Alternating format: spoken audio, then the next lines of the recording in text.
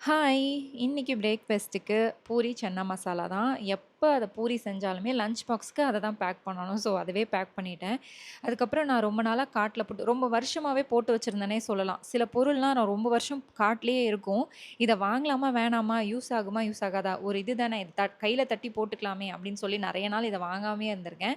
சரிடா வாங்கிடுறோம். எப்படி இருக்குன்னு பார்த்துடுறோம்னு சொல்லி வாங்கிட்டேன். அது வந்து கார்லிக் கிரஷர் தான். நாளைக்கு யூஸ் பண்ணி உங்களுக்கு எப்படி இருக்குன்னு சொல்றேன்.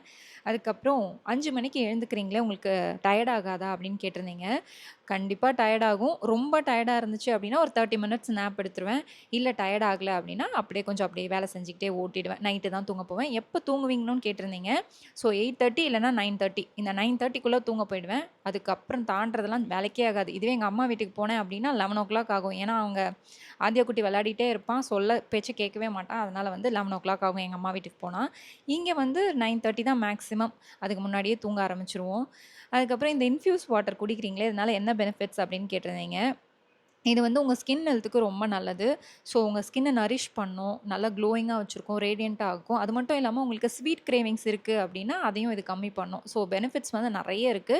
ட்ரை பண்ணாதவங்க ட்ரை பண்ணி பாருங்க. ஸோ நீங்க எத்தன மணிக்கு எழுந்துப்பீங்க? எத்தன மணிக்கு தூங்க போவீங்கன்னு கமெண்ட்ல சொல்லுங்க. இந்த மாரி இன்னொரு வீடியோல பார்க்கலாம். பை.